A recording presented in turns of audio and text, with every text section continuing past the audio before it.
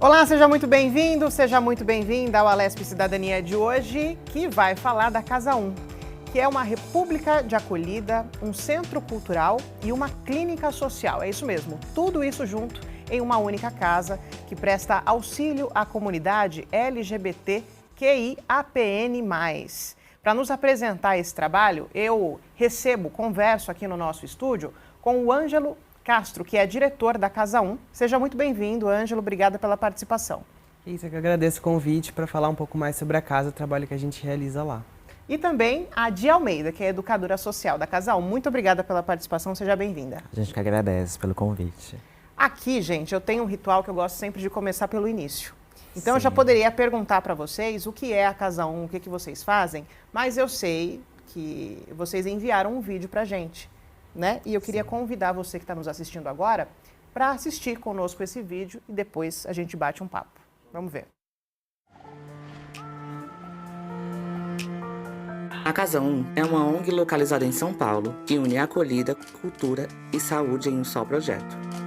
Fundada em 2017, a República de Acolhida da Casa 1 é uma iniciativa da sociedade civil que tem como propósito a acolhida de jovens entre 18 e 25 anos que foram expulsos de casa pela família por suas orientações afetivas sexuais e identidade de gênero. O trabalho corre em paralelo às atividades do Centro Cultural e da Clínica Social, com todos os serviços ofertados gratuitamente. A Casa 1 eu definiria em uma palavra que é acolhimento, né? E acolhimento em várias vertentes. Então, a gente tem um acolhimento direto, que são para pessoas que foram expulsas de casa por conta da sexualidade ou identidade de gênero, desde moradia, alimentação, roupas. Então, a gente destina cursos para esse público, profissionaliza esse público. A gente também tem acolhimento emocional, psicológico. A gente tem uma clínica social, em que a gente faz atendimento gratuito para as pessoas LGBTs também, de todo o Brasil, que a gente faz atendimento presencial e online.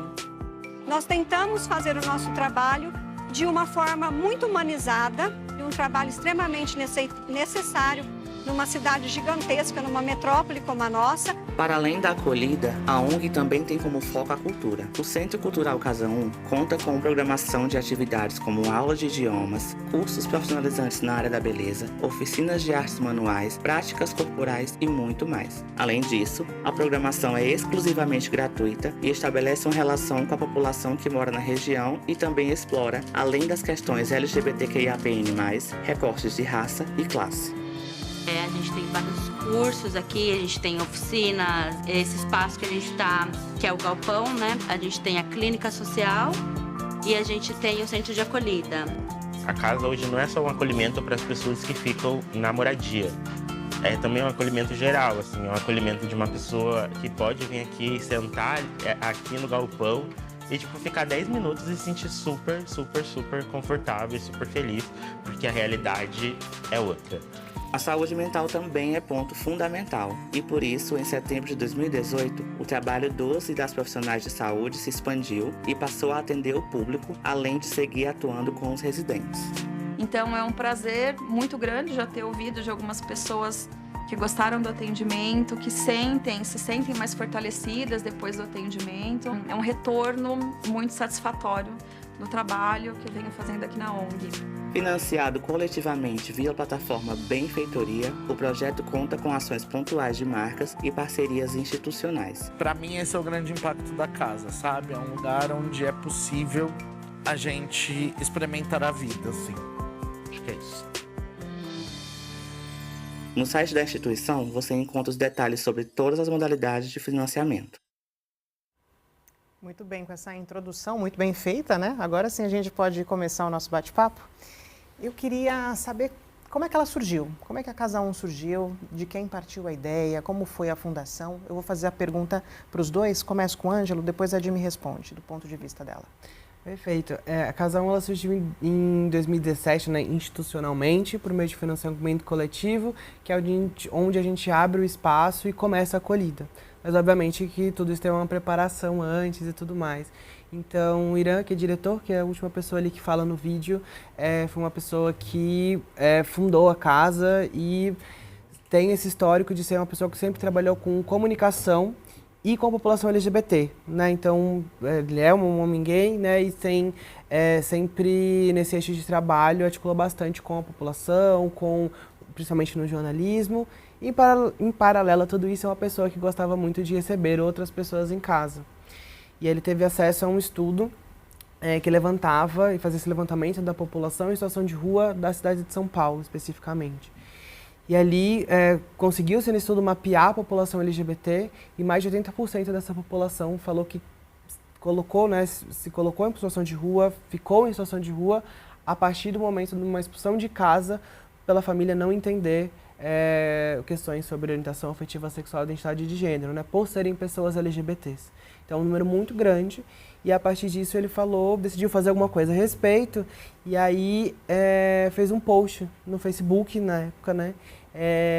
E a gente fala que a Casa 1 surgiu ali naquele post, porque em menos de 48 horas ele teve mais de 50 pedidos de acolhida, né? Com esse recorte de pessoas LGBT que tenham sido expulsas de casa.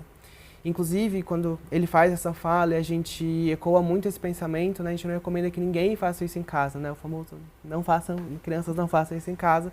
Mas hoje a gente entende o como é importante esse processo de uma acolhida e delicado é esse processo da acolhida, né? Então, seja para a pessoa que acolhe ou para a pessoa que é acolhida, são processos muito delicados. Então, isso exige um olhar profissional de pessoas dedicadas a esse processo. Então, pode ser algo muito errado, assim, essa acolhida voluntária por pessoas, né? Então, sempre direcionar os serviços que saibam lidar com esse público e com essa situação.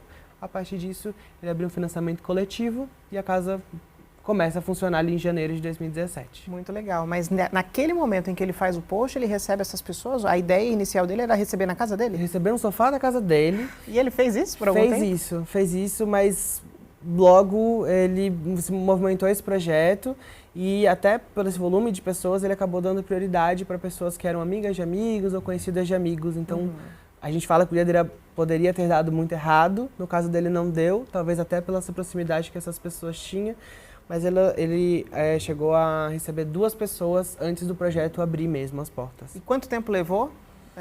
Desde que ele recebeu a primeira pessoa em casa até de fato a casa abrir, institucionalmente? Olha, desde o post, não vou saber, talvez eu perca um pouco, assim, mas um pouco menos de um ano, assim, uns 10 meses.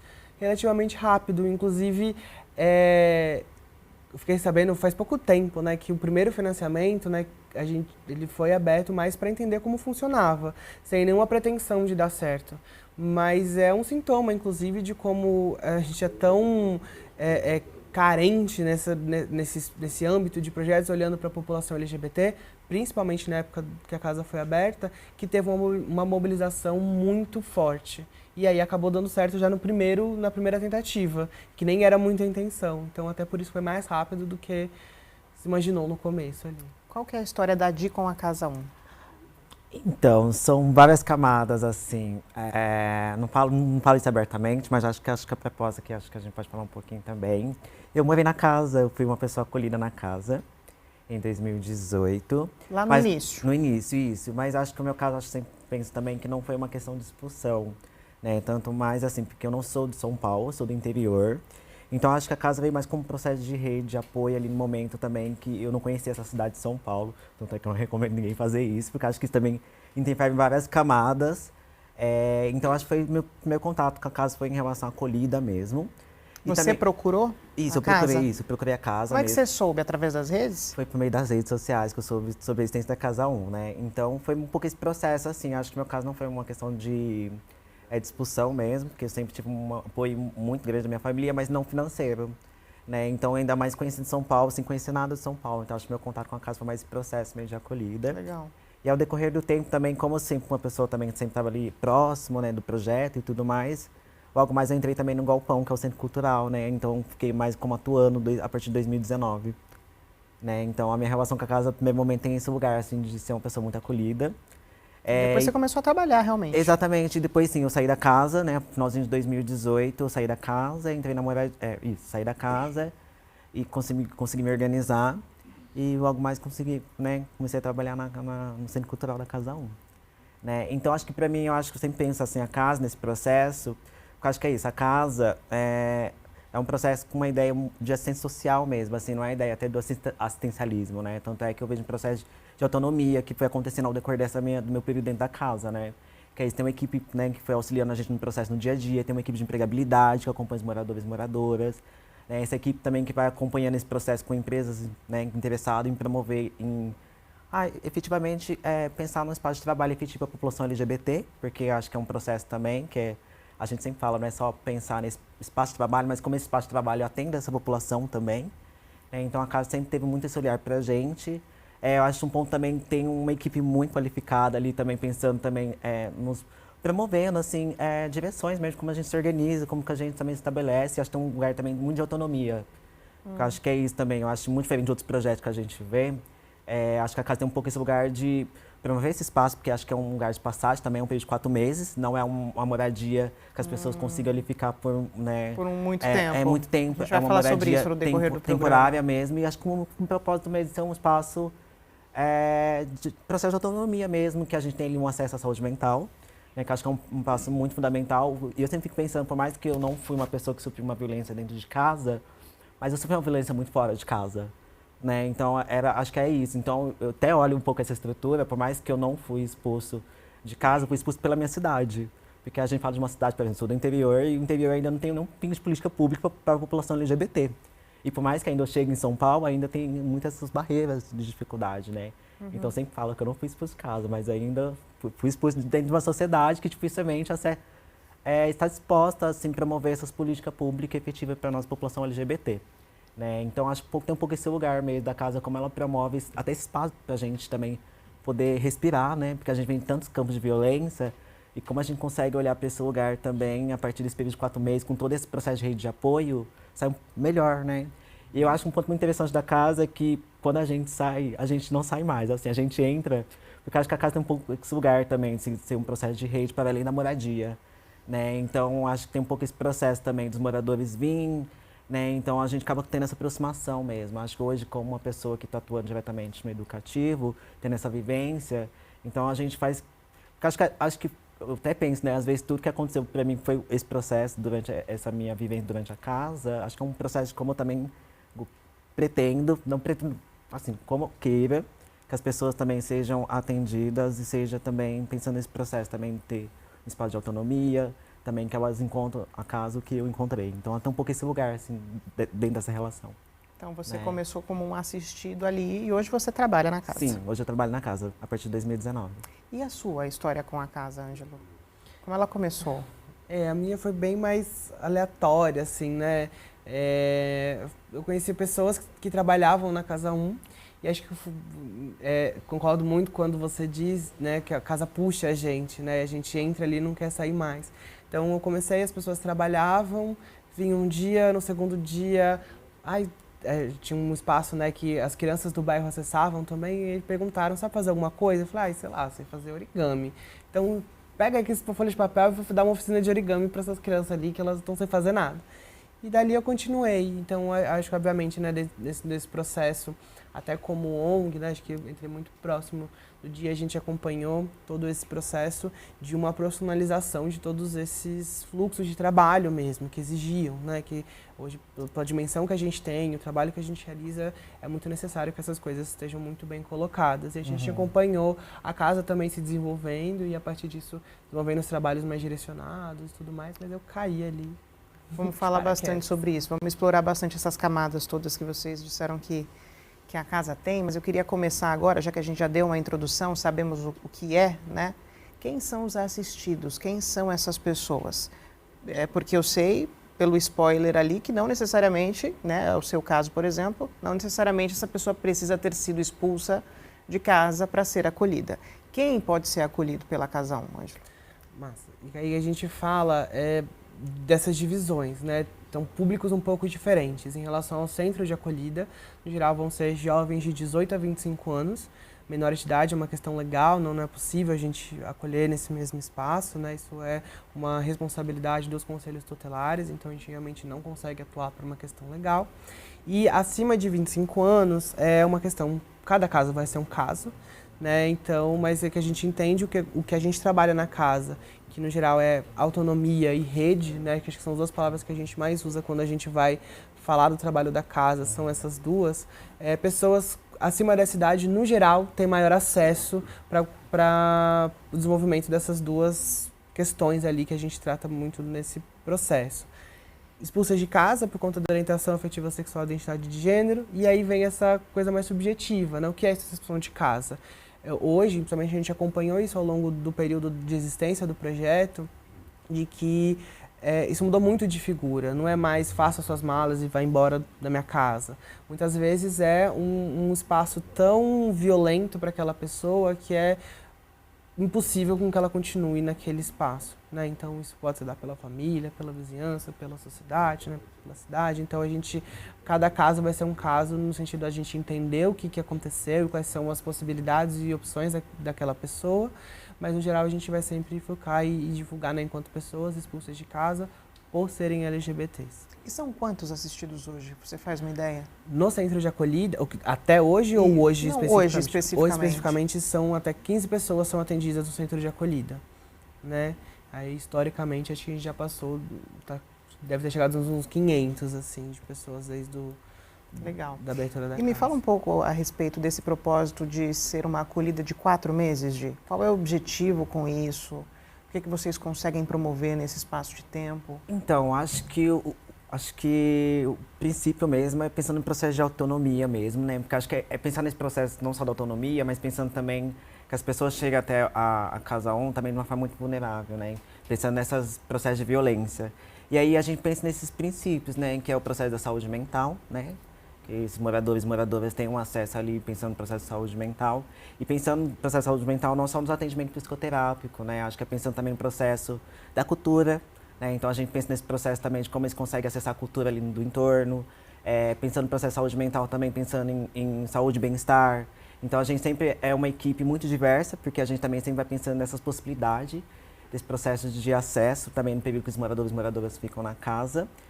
Também tem um processo, também nesse processo muito importante que é da empregabilidade, né? Que a gente tem toda quarta-feira uma equipe de empregabilidade, que tem moradores e moradoras, não só moradores e moradoras, mas ali o pessoal do entorno também, do pessoal também que vem ao espaço do galpão, porque a equipe de empregabilidade atua diretamente no galpão, que é o Centro Cultural.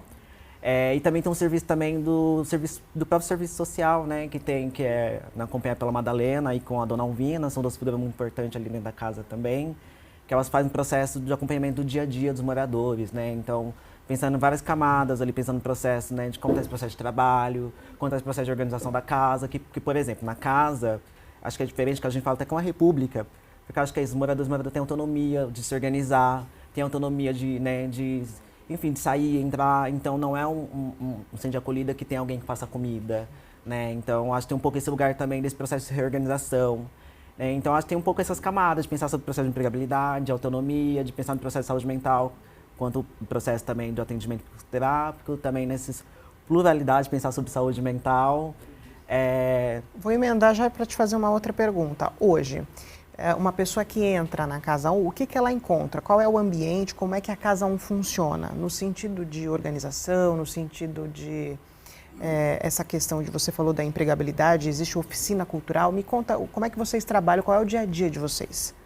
Então, o dia a dia, eles são muito diversos, né? Porque a gente tem um cronograma de atividades, assim. Isso. Né? Não só, né, tem um processo ali também de autonomia dos moradores da casa, mas também tem uma extensão, que é o Centro Cultural, né? Em que eu acho que as pessoas são atendidas, elas também conseguem acompanhar as atividades que a gente desenvolve e tudo mais, né? Mas é isso, eu acho que a casa tem esse processo dos moradores conseguir se organizar e tudo mais, tem a Dona Alvina que acompanha o dia a dia deles, aí também tem esse processo também deles sair, se organizar, né? Ter autonomia de procurar o trabalho, não só pensando nesse plantão também, então eles podem sair, entrar. Tem um processo também de acessar esses outros espaços, que é a extensão, né, que é o Centro Cultural, que lá eles conseguem fazer várias atividades que a gente desenvolve ali também, tanto é que a gente depois pode falar um pouquinho mais do Centro Cultural. Mas é isso, ali a gente tem atividade, por exemplo, de yoga, a gente tem atividades de dança, a gente tem aula de canto, a gente tem aula de desenho. Então, acho que é mais um processo aí também como um processo extensivo, assim, pensando nesse processo de organização, atuação e vivência dos moradores. Me fala um pouco a respeito desse cronograma de atividades, porque são muitas coisas. Porque acho que até fazendo um pouco desse link, né, para conseguir mostrar um pouco melhor do como o projeto foi evoluindo, né? A gente sempre fala que esse avanço para outras frentes foi de uma maneira muito orgânica, né? E a gente entende que a acolhida se dá de outras formas. Talvez se dê pela moradia, mas também se dá por um espaço possível de você fazer uma oficina, se dá também por essa busca da sua autonomia financeira por meio de profissionalização. E aí, dessa forma, é isso, né? Até linkando com a pergunta que você fez, esses 4 meses, eles são curtos, a gente sabe que eles são curtos. E é um tempo que é muito revisitado, assim, por toda a equipe que faz parte disso, mas ele se mantém porque a gente sabe que em 4 meses a gente não dá conta de questões estruturais e da violência que aquelas pessoas sofreram. Mas em um ano também não. Né? Então é um trabalho que vai para muito além disso. E a gente tem as limitações financeiras, burocráticas, né? Então a gente escolhe esse trabalho de realmente essa contenção ali e essa organização logo no momento da expulsão de casa. E depois a gente vai explorar outras frentes de como isso pode aparecer de uma forma estrutural. E aí a gente vai tentar isso pelo olhar de saúde mental, pela cultura, e aí a gente cai justamente em como surgiu o Centro Cultural. E que diferente, acho que um ponto importante que vai aparecer ali na nossa conversa, é que diferente do Centro de Acolhida, ele não é espaço exclusivo da população LGBT. Né? Ele, obviamente, é nossa prioridade, é o foco do nosso trabalho, mas a gente também entendeu que para esse espaço se potencializar, a gente também abriu as portas para aquele território, para a vizinhança, para a população em situação de vulnerabilidade, para a população em situação de rua. E aí surge justamente essa ideia de uma programação cultural. E a gente tem 3 formatos, né, em que isso acontece, que é uma programação pública, que é aberta a todo mundo, não tem inscrição no geral, então é só chegar e fazer, como o Di falou. Então a gente está hoje com um calendário com 15 programações semanais, yoga, dança flamenca, tricô, crochê, informática, colagem. Então isso envolve uma série de linguagens ali para comunicar com essas pessoas, até trabalhando um pouco, né, porque obviamente, né, as pessoas em situação de vulnerabilidade vão estar ali atrás de uma moradia, de alimentação, de como elas acessam o básico, mas de como a gente pode trabalhar com elas também além disso, né, como elas se apropriam do lazer, se apropriam da arte, se apropriam da cultura também para elas. Da vivência com as pessoas, né? Super, né, dessa troca que acontece no Centro Cultural até por ele ser aberto. Então tem esse trabalho acaba se complementando muito, né, então...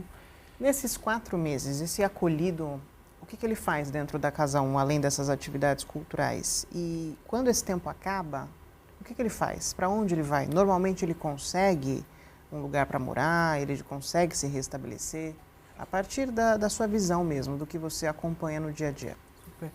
No geral, ele até tem uma dificuldade deles acessarem o Centro Cultural por estarem ligados em outras questões ali da vida, né? Tanto é por isso o Centro Cultural tem essa entendimento muitas vezes que é um espaço para as pessoas atendidas no centro de acolhida, é um espaço aberto para todo mundo e até pela dinâmica mais corrida, né, desses 4 meses, é um lugar até mais difícil deles acessarem nesse período. E a gente sempre que cai nessa pergunta, né, a gente não tem ali uma resposta muito certa, porque cada caso vai ser um caso.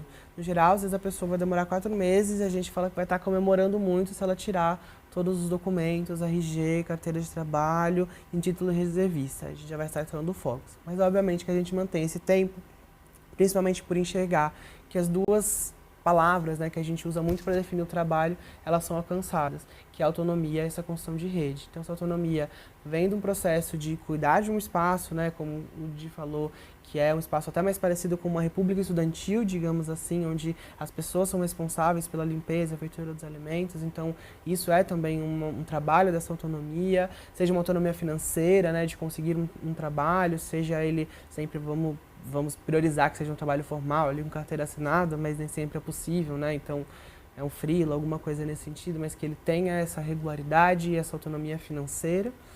E esse entendimento dessa rede, do lugar onde ele mora, de onde ele acessa os serviços, de como ele tem acesso à saúde, de como ele tem acesso ao emprego, né? Então, no geral, a gente mantém esses 4 meses porque a gente enxerga que a pessoa passando por esse período, nesses 4 meses, vai ter uma autonomia financeira, um lugar onde ela vai talvez dividir um quarto, alugar um quarto no albergue, ou até alugar um lugar próprio, né? E morar com as pessoas que ela conheceu durante esse processo. E após esses 4 meses, ela ainda está muito vinculada desse espaço, né?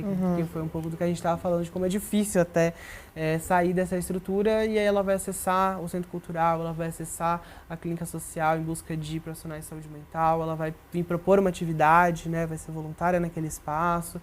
Então, tudo isso é possível e o trabalho continua muito para além desses 4 meses, né? Então, esses 4 meses vai ser justamente essa atendimento quase que emergencial para que essa pessoa não caia em situação de rua, se reorganize e disso consiga buscar outras potências da sua vida. Na Casa 1, vocês conseguem fazer a ponte entre essa pessoa e alguém que esteja precisando de alguém para trabalhar, por exemplo? Vocês têm essa comunicação direta? Como é que eles fazem para conseguir um emprego, por exemplo? A gente tem, acho que até o processo de empregabilidade, né? Isso. Então, acho que a gente tem esse processo da empregabilidade dentro da casa. Como é que ele funciona? Então, funciona, tem um plantão, né, de empregabilidade que acontece toda quarta-feira. E pra gente também tem um ponto muito importante que a gente, acho que todo o processo que a casa vem construindo e tudo mais, pensando nesse processo, né, de relação também com os moradores e moradoras, e de pensar também como as empresas foi chegando de uma certa forma, né? E para a gente tem um ponto muito importante também nesse processo de formação com essas empresas, né? Porque acho que é isso, as empresas chegam muito até a casa, às vezes oferecendo esse meio de trabalho e tudo mais, e para a gente tem uma preocupação muito grande também de quem são essas empresas, como a gente também cria essa relação mesmo com essas empresas e como também, efetivamente, ela consiga ali promover um espaço ali de trabalho de uma forma mais inclusiva e diversa para moradores e moradoras. Então, tem essa relação mesmo dentro do serviço de empregabilidade, né, que tem esses atendimentos pontuais. E também acho que tem um ponto importante, assim, que eu entendo também que vai acontecer ao decorrer, até enquanto, né, educador, a gente vai acompanhando, a gente faz até um mapeamento mesmo também de entender um pouco também do interesse dos moradores e moradoras, né, entendendo também qual que é o perfil de atividade que eles gostam de fazer, também qual que enfim, quais camadas que a gente consiga também, de uma certa forma, pensar junto, coletivamente, pensando nesse meio de acesso também, que às vezes é isso, o morador, às vezes vem de uma região, de um espaço que às vezes não tem muita noção também desse lugar. Né? Então, como coletivamente a gente pode estar pensando também, né, a partir do que a gente vai ouvindo, entendendo, e ali, né, com o que vem acontecendo em parceria com empresas e tudo mais. Estou bem curiosa para ouvir histórias de sucesso. A partir desse seu ponto de vista, a gente já falou um monte, mas a gente precisa fazer um break rapidinho, um intervalinho. Daqui a pouco vocês voltam para me contar um pouco mais a respeito do trabalho da Casa 1. Não sai daí, que daqui a pouquinho a gente volta.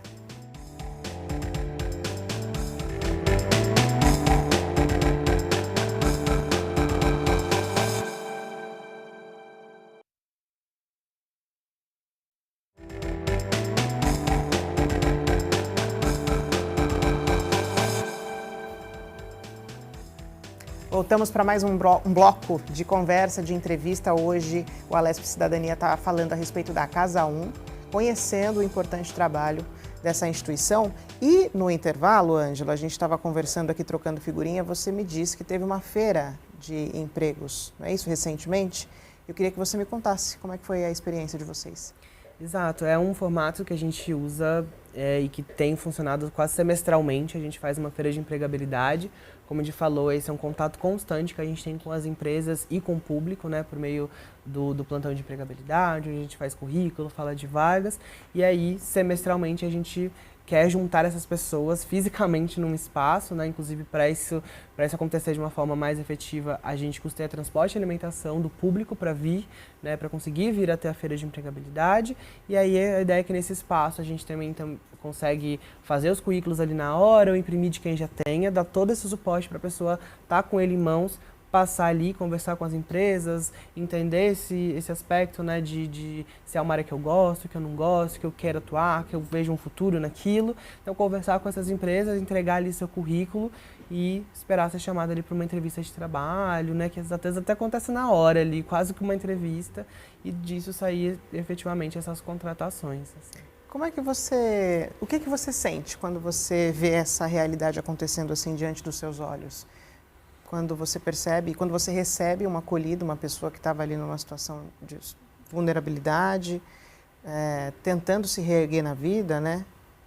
Como é que o que passa no seu coração quando você vê que aquela pessoa está conseguindo sair? daquele estigma, está conseguindo sair daquela violência, está conseguindo construir a sua vida, arrumando um emprego. Como você se sente fazendo parte de um trabalho tão bacana como esse? Ai, não parece, mas acho que é complexo, assim, porque até chegar nesse ponto a gente se depara com tanta violência e a gente vê isso, né, até pelo número de pessoas que a gente atende, que a gente, como é um trabalho muito constante, né, o fato dessa pessoa conseguir um emprego num primeiro momento é uma vitória, com certeza, mas isso não significa que essa pessoa tenha um plano de carreira ou que vai se manter muito tempo naquele emprego ou que aquela empresa vai estar preparada para acolhê-la de uma forma efetiva, né? Então, ainda é um começo de um trabalho. Acho que é realmente muito recompensador, né? Então, momentos como da feira de empregabilidade, da formatura dos cursos profissionalizantes, né? São sempre pontos que tocam muito e que a gente enxerga a efetividade do trabalho de uma maneira muito presente. Ao mesmo tempo que a gente ainda tem esse cenário e esse cuidado, entendendo que é um passo pequeno, mas ainda se apropriando de que é um passo, assim. É um passo importante, mas o que vocês querem dizer é que ainda existe muito trabalho pela frente. Exato. Não dá para descansar. É Não, isso. Exato. Exato. E o seu ponto de vista? Eu acho que também parte um pouco desse princípio que o Ângelo fala também, até pensando nesse processo da cultura mesmo das próprias empresas mesmo, de como ela lida com esses corpos diversos, de como elas pensam sobre esse acesso, né, enfim, da permanência dessas pessoas dentro dessa empresa. Porque aí, uma questão é entrar, outra coisa é ficar, exato, né, permanecer. E aí pensar em várias camadas mesmo, às vezes é isso, às vezes essa pessoa que está lá, ela não tem nem ensino, não tem ensino superior, então às vezes ela começou o ensino superior, então tem uma dificuldade de tempo também, então como a empresa olha essas questões, às vezes ela mora na periferia, né, então o tempo de descanso dela, depois faculdade, enfim, de como isso também manifesta também na produção de trabalho, então como que essas empresas olham para isso, até pensando nesse processo também, enfim, do tratamento, às vezes, dos pronomes, né, do nome. Então, acho que tem várias camadas efetivas, assim, que é isso, precisa ser trabalhado, né, e as empresas consigam olhar efetivamente para isso com uma forma bem efetiva mesmo, porque acho que, às vezes, também tem um olhar também de uma ideia do mercado, a gente só coloca, a gente é diverso, mas não é só colocar a pessoa ali nesse espaço de trabalho, mas também é pensar nessa continuidade, pensar isso até como processo de política pública mesmo, que essa pessoa consiga se desenvolver, consiga crescer e consiga ali também, que a gente consiga ver cada vez mais esses corpos acessando esses lugares. Que não seja uma única pessoa, né? Exato, e também até lugares... pertencente à comunidade. Até mais lugares de poder, de certa forma, assim, de sentido de... Liderança, de liderança, né? Exato. Então, acho que tem um pouco esse lugar também, de pensar como essas empresas olham efetivamente e como elas trabalham para que isso aconteça. Vamos falar a respeito dos 3 pilares de vocês, que é a clínica social, o centro de acolhida e o centro cultural. Me conta, como é que funcionam os 3? Certo, acho que a gente já falou um pouco mais do centro de cultural acolhida, e né? do centro de acolhida. Isso, exato. E tem a clínica social. Exato. Hoje a gente não tem, na época do vídeo, a gente tinha um espaço físico para a clínica, mas esse atendimento, né, a clínica, então, é justamente esse olhar para a saúde mental da população LGBT. Então, vai ser também exclusivo para a população, né, para pessoas LGBTQIAPN+, entendendo que falar sobre saúde mental com essa população tem suas especificidades e precisa de um olhar muito atento e cuidadoso para essas questões. É muito comum da gente ter relato de pessoas que buscaram profissionais de saúde mental para entender uma questão sobre a sua sexualidade. E aí esse profissional, né, que está nessa posição de uma pessoa com conhecimento que vai te ajudar, vem um processo de violência por gay ou alguma coisa nesse sentido, né? Então, quanto é importante terem profissionais capacitados entendendo essa realidade. Então, para isso, a gente abriu a clínica com atendimentos de psicoterapia e psiquiatria de forma gratuita para a população LGBT. E desde a pandemia, esse serviço ele acontece majoritariamente online. Né? A pandemia não era possível fazer esses atendimentos presenciais, isso migrou para online e hoje tem se mantido ali dessa forma. Mas muito recentemente, no último mês, a gente voltou com alguns atendimentos presenciais no espaço do centro de acolhida, com essa linha reservada para esses atendimentos. E é um espaço procurado pela comunidade? As pessoas entendem a importância da psicoterapia? Vão em busca realmente? Olha, a gente tinha... Quando a gente tinha um espaço físico, que a gente tinha uma mobilização, a gente fazia cerca de 200 atendimentos mensalmente. Nossa lista de espera era de 8.000 pessoas. Nossa. Então é... E não necessariamente fazem também só os que estão no centro de acolhida. Não, é aberto a todo mundo. É um espaço aberto. É um espaço aberto, as pessoas podem demandar. E teve um período também que acho que durante a pandemia expandiu muito ser online, então pessoas não de São Paulo também começaram até se interessar por fazer os atendimentos. Porque pensando até nesse processo, ainda a saúde mental ainda é muito... Não tem uma discussão tão ampla em outros lugares, né? Então... E é muito buscado porque isso, você não vai mudar a sociedade, você não vai fazer com que, sei lá, a pessoa do seu trabalho não seja homofóbica, não seja LGBTfóbica, mas como você lida com isso é uma coisa que você pode fazer por você, assim. Obviamente, e aí, nesse processo, muitas pessoas entendem que precisam de um auxílio de um profissional de saúde, que é muito importante, né? E garantir esse acesso à clínica social é totalmente gratuita. Então, garantir esse acesso é também falar sobre a saúde, sobre a permanência dessas pessoas no ambiente de trabalho, no ambiente escolar, na sociedade, né? Porque a violência, ela está aí. A gente também está trabalhando para que ela exista cada vez menos. Mas, enquanto isso, acho que a gente precisa olhar também enquanto indivíduos e como as pessoas lidam com essa violência, né? Bom, a gente falou de 3 pilares que são essenciais e que são caros também, né? Tratamento psicológico, psiquiátrico, cultura, nem todo mundo tem acesso e nem sempre é tão barato. E a questão da acolhida, que, poxa vida, manter uma casa hoje em dia é bem caro. Como é que vocês fazem para se sustentar? Boa pergunta, a gente não sabe muito bem a resposta, mas até onde a gente caminhou, né? Hoje a gente, além dessa estrutura, né? São 2 espaços físicos, o Centro Cultural e o Centro de Acolhida. A gente tem uma equipe de 16 pessoas contratadas, né, toda CLT. Muita coisa, né? Exatamente, mais algumas pessoas prestadoras de serviços, né, que são coisas mais pontuais. A gente tem, então para casa se manter mensalmente, a gente tem um custo de R$250 mil por mês. Majoritariamente, esse financiamento tem vindo de sociedade civil, então são pessoas físicas que doam para a gente. A gente tem algumas formas disso acontecer, que é por meio do financiamento coletivo recorrente. Então, é uma plataforma chamada Benfeitoria.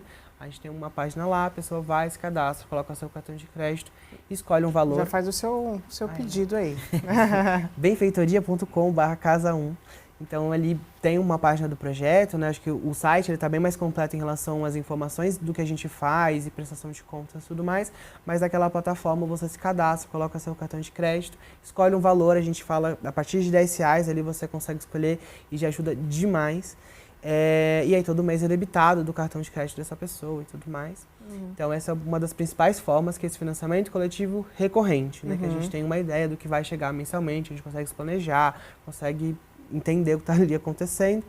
Com Pix, né, nos últimos anos, também a gente tem recebido doações pontuais por Pix, transferência bancária, carteiras digitais, então não é por falta de opção, né? Tudo tem ali também no nosso site, casa1, por extenso, casaum.org. Então, ele tem uma abinha ali falando de todas as possibilidades de como doar monetariamente. E então isso tem representado nos últimos anos 60% do financiamento da Casa 1. Doações, 60%. De pessoas físicas, né? De pessoas que olham, têm acesso ao projeto, gostam, acreditam e têm uma capacidade de doar, né? Conseguem doar ali um valor por mês para a gente manter o projeto. 30% vem de ações com marcas e empresas, no geral muito atrelado a junho, né, que é o mês do orgulho LGBT. Então, onde se cria esse pretexto ali das empresas falarem sobre esse assunto. Então, isso tem representado mais ou menos 30% da nossa arrecadação, os outros 10% de editais públicos. A gente não tem nenhuma vinculação, o governo, o estado, a prefeitura, né, nenhum convênio, mas sempre tem algum edital que vai possibilitar uma ação cultural ou uma manutenção de um braço do projeto. Tudo isso a gente também presta para receber esse financiamento. Queria perguntar para vocês se tem alguma história que marcou vocês, ou algumas histórias que vocês podem selecionar aqui rapidamente para me contar, de transformação mesmo, do trabalho que vocês fizeram. Alguma história que te marcou, Ângelo, e que te marcou de quando veio aquela sensação de, poxa, fizemos a diferença nesse caso? Nesse caso, assim, que a gente sempre fala, que a gente tenta pensar de uma outra forma em relação a esses casos de sucesso ou histórias marcantes. Porque quando a gente se debruça sobre a história de uma pessoa, a gente acaba entendendo aquele problema. E a gente entende que o problema que a gente está lidando é um problema estrutural. E aí eu lembro de uma história, assim, também, que envolve pessoas, porque são as pessoas que fazem essa mudança estrutural, mas que fala muito dessa mudança, dessa estrutura mesmo, dessa base desse conhecimento, né? Sim. E que ilustra muito bem, inclusive, o que é o Centro Cultural da Casa 1. A gente tem, né, a gente quis em algum momento dialogar com o pessoal do entorno da casa. E aí, entendendo a dinâmica daquele bairro, que é um bairro em situação de vulnerabilidade, né, a gente está na Bela Vista e tudo mais, quem vive aquele bairro são idosos e crianças. E a gente queria muito falar com as pessoas idosas daquele bairro. E a gente foi muito no clichê, assim, a gente abriu um curso de costura. E aí, esse curso de corte e costura a gente divulgou no sacolão do bairro.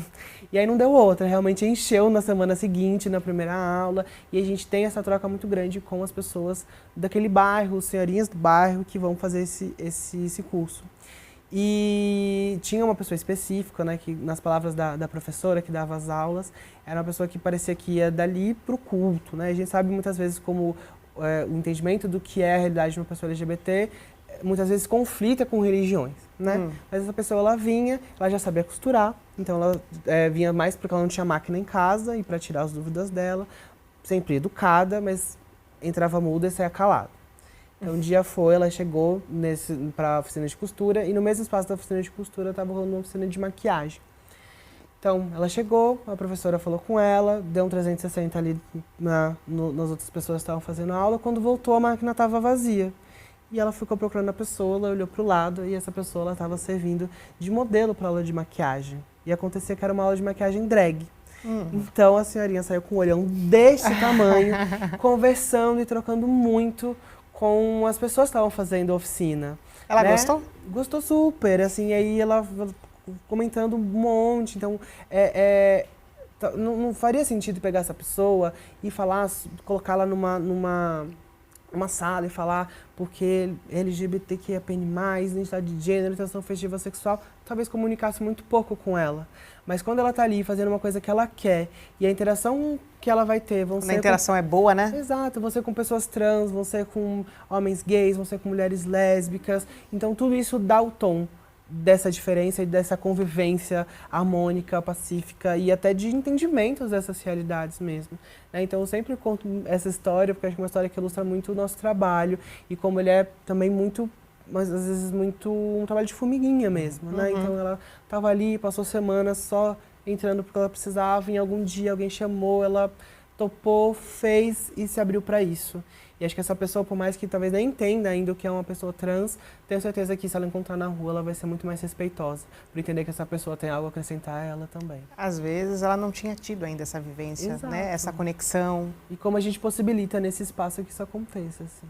Muda a visão dela, né? E pensando também, acho que está trazendo um pouco o que a Ângela traz, eu acho que até o processo também, acho que em formiguinha, até toda a estrutura também que a gente vem mobilizando das atividades do centro cultural, né? Então, por exemplo, quando a gente pensa sobre a Semana da Visibilidade Trans, né, acho que é parte desse princípio também de como a gente consegue dialogar com esse público, né? Não só a comunidade trans, mas a comunidade do entorno ali também pra gente.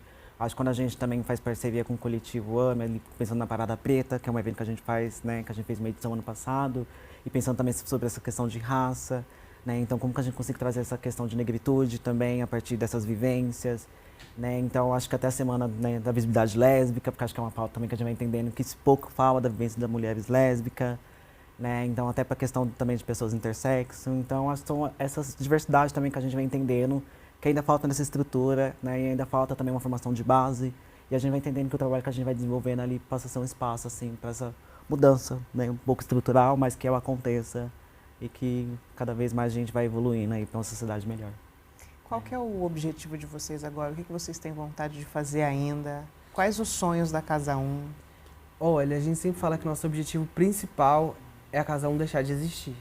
A gente quer que o que a gente faça seja assegurado ali pela sociedade. Que Vocês a gente não têm esse precisa receio, existir. esse medo de ela deixar de existir? Não, a gente quer que ela não exista. Ah, justamente porque tudo que a gente promove, Entendi. tudo que a gente está correndo atrás... Você quer que tem não ser seja pauta. necessário. Exato, não precisa ser necessário. A gente quer trabalhar para que num mundo onde a Casa 1 não precisa existir e tudo que a gente batalha hoje seja assegurado para todas as pessoas. Mas enquanto isso não é possível, né, a gente tem bastante coisa ali que a gente quer olhar. Acho que o Di já deu até alguns exemplos, né, de como não é só porque a gente está num grupo minorizado que sofre violência que a gente entende de todas as violências. Então, acho que a gente tem muito a aprender a se fortalecer quando a gente olha também para essas outras questões. Então, olhar para o movimento de mulheres dentro do movimento LGBT, com a Semana da Visibilidade Lésbica, por exemplo, olhar para a questão de pessoas intersexo, né, dentro do movimento, que é o izinho da sigla, olhar para pessoas negras dentro desse movimento, como foi o que o Di falou, né, ano passado a gente fez essa parceria junto com o coletivo Amem e ajudou ali, contribuiu para esse projeto da Parada Preta, que acontece junto com a Parada LGBT, mas falando especificamente de negritude, né, e acho que ao contrário do que algumas pessoas entendem desse discurso, que é fragmentar demais, eu acho que a gente tem que entender essas diferenças para a gente se unir e se fortalecer com elas. Então, acho que nesse futuro mais próximo, né, não é a extinção da Casa 1, infelizmente a gente não enxerga no futuro tão próximo, é esse fortalecimento, entender que tudo isso tem que andar em conjunto, porque aí, assim, a gente avança enquanto sociedade. Assim. E o que vocês precisam para que isso aconteça? Dinheiro. Eu acho que é muito ruim a gente sempre cair nesse assunto, mas é o nosso dia a dia, assim. Hoje a gente não tem essa segurança, não tem uma sustentabilidade financeira do projeto, né? Então é isso, são pessoas físicas que enxergam e acreditam no trabalho e doam para Casa 1. A gente tem um valor alto, né, hoje de manutenção desse espaço, a gente tem uma série de projetos e a gente enxerga assim, muitas saídas para problemas, né, muitas possibilidades de ação para esses problemas. Mas isso, na sociedade que a gente está hoje, o que move e o que é necessário dentro desse processo é esse financiamento. Eu acho que hoje a gente tem uma possibilidade muito grande desse financiamento acontecer de uma maneira que dialogue muito com a realidade, seja das empresas, das pessoas, né? Então, esse é um espaço aberto a todo mundo. Então, se você doa, né? Se você, sei lá, uma pessoa de classe média alta que doa R$500 por mês, acesse esse espaço também. Isso também vai te beneficiar em relação a isso. Você está ajudando ele a ser construído monetariamente, mas ajudar ele a ser construído também ali, estando naquele espaço, colaborando com esse processo, né? Sendo voluntário ou não, sendo uma pessoa que está ali participando de uma aula, de uma oficina, isso também ajuda essas coisas a acontecerem, né? Então, é um pouco isso. Eu queria que você deixasse um recado para as pessoas que estão nos assistindo agora e que ficaram curiosas, de repente, para conhecer o trabalho de vocês. O que você diria para elas? E aí eu queria que você falasse como uma pessoa que já foi acolhida e hoje como uma pessoa que trabalha na casa. Acho que você tem dupla propriedade para falar nesse sentido. Olha, eu acho que são, assim, eu acho que é uma coisa assim, que eu sempre penso da gente fortalecer, eu acho, enquanto comunidade. E também, não sei, eu acho que a gente está mais exposto também a entender essa diversidade, entender que somos diversos e como também a gente respeita essa diversidade, né? E até pensando em vários princípios mesmo, como a questão de classe, né? Uma questão também... Enfim, eu acho que é mais uma troca, mais no sentido mesmo de como a gente consegue se olhar para o outro de outra forma também, sabe? Como a gente consegue também pensar com um futuro melhor também, seja a partir do respeito, né? Sem preconceito, né? Sem violência. Eu acho difícil, não é? Mas como a gente consiga também pensar a partir desses princípios também, para que, né, como a Ângela disse, que a casa não exista também a partir desse princípio. Então, acho que para mim parte um pouco desse lugar, assim, da gente se olhar, acho, o outro de outra forma também. Como foi para você? A casa mudou sua vida, de fato? Mudou bastante, assim, eu acho, não só ali no sentido enquanto uma pessoa acolhida, que foi acolhida, mas eu acho que também me deu vários conhecimentos, acho que até uma ideia de base também, porque eu venho do interior, então falar sobre diversidade, entender sobre questão de gênero, sobre questão de raça, é um debate ainda muito distante. Pensar sobre saúde mental ainda é muito distante em outros lugares, na periferia também, aqui dentro da própria cidade. Então eu entendo a casa que foi um passo, acho que não só enquanto uma pessoa que foi acolhida ali, tem todo o trabalho que a casa foi, né, foi acontecendo ali também, mas até como esse trabalho também de formação mesmo, assim, sabe? De coisas de vivências que eu não tive, que ali, durante esse período trabalhando na casa, eu consegui entender, né? E hoje vim atuando também, porque eu sou artista da dança, então acho que isso também acabou até implicando essa minha formação, nessa outra formação, né? Que eu acho que é isso, então acho que a casa tem um pouco, pra mim tem um pouco esse peso, assim, né? De Acho de processo de conhecimento, de troca mesmo, né? Então acho que foi um potencializador, assim, para o meu processo de formação. Você também. consegue observar isso, Ângelo, que o que vocês proporcionam na casa, de conhecimento, de convivência, ainda é algo muito de difícil acesso para algumas pessoas, para alguma parte da população? Com certeza, assim, demais. E é uma preocupação constante nossa de como a gente traz essas pessoas para lá. Porque por mais que a gente tenha esse histórico, por mais que a gente tenha essa visibilidade, por mais que a gente se coloque enquanto espaço LGBT, ainda é difícil o acesso daquelas pessoas a esse espaço, assim, né? Acho que quando você fala de qualquer lugar onde você vai ser acolhida e bem atendida, algumas pessoas sofreram tanta violência que elas não enxergam que isso é para elas. Então, mesmo a gente tendo tudo isso aberto, gratuito, a gente tem dificuldade de acessar algumas pessoas, né? Então, isso também é uma coisa que a gente olha muito, super. Então, acho que a gente tem muito a avançar em relação a isso, né? E por isso que a gente vai sempre pensar nessa mudança estrutural, obviamente, né? A gente sabe que está ali fazendo a acolhida de uma pessoa por 4 meses, que a gente dá um curso profissionalizante para 8 pessoas. Como a gente também enxerga isso enquanto uma parte da mobilização dessa estrutura, para que essa pessoa que fez um curso, passou pela feira de empregabilidade, vá tratar bem uma pessoa, vai acolher essa pessoa e ela entende que esse espaço também é para ela. Essas possibilidades, né, que a gente trabalha muito na casa também são para ela, né? Então, com certeza, é uma coisa que a gente tem muito trabalho a ser feito ainda. E certamente vão fazer muito bem. A gente está chegando ao fim do nosso programa. Eu queria antes perguntar para vocês se vocês têm algo a acrescentar, algo que vocês gostariam de colocar, que eu eventualmente não perguntei.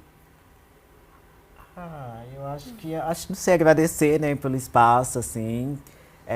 E eu acho que também, além de agradecer, eu acho que é mais um pouco também para as pessoas que nos acompanham. Falar um pouquinho também para ouvir o outro, entender outras dimensões, outra diversidade, pensar que o mundo não é só você enquanto essa existência, há uma diversidade, uma diversidade quanto raça, gênero, classe, como que a gente olha para isso e como efetivamente a gente consiga pensar a partir disso para um mundo melhor, né? O mundo não é só o seu, né? Então acho que parte um pouco desse princípio também, das pessoas começar a olhar um pouco mais ao redor, ter uma sensibilidade, não só no sentido, uma ideia também, acho que processo mesmo de uma sustentabilidade social mesmo, assim, sabe? Como eu consigo olhar para um futuro melhor, né? Um convite à reflexão. Exato. Eu acho que para mim é um convite muito mais à participação, assim. Obviamente, eu estou aqui prestando a Casa 1, acredito muito no projeto, então sempre faço esse convite. Vá até a Casa 1, né? Pessoal que está em São Paulo capital, né? Mas está passando por aqui, vá até lá, a gente divulga todas na nossa agenda e eventos que acontecem nas nossas redes sociais. Pode dar uma olhada, né, nas redes sociais. Exatamente. Qual que é o endereço? Já vamos. No Instagram é @casa1, um numeral, assim, né? Então lá a gente divulga todas as programações que acontecem por lá. Então, acho que é um convite à participação. Obviamente, eu vou puxar o saco aqui da Casa 1 porque a gente acredita muito nesse trabalho, mas na sua cidade, no seu bairro, com certeza tem uma iniciativa de sociedade civil, né? Um pessoal, um coletivo, uma associação que está olhando para esses problemas e faça parte, assim, né? Eu acho que isso é muito importante da gente começar a coletivizar essas ações, né? Os problemas já são coletivos, mas, né, cada um quer resolver o seu. Então, acho que também essa coisa da gente se mobilizar em conjunto para isso, né? E se permita, acho que tem essa coisa da troca. E na casa, a gente vai pensar muito nessa troca entre as pessoas, essas vivências muito diversas. Se permita também trocar com essas pessoas. Se permita é uma boa frase, né? Muito obrigada, viu, gente? Obrigada, Ângelo. Obrigada, Di.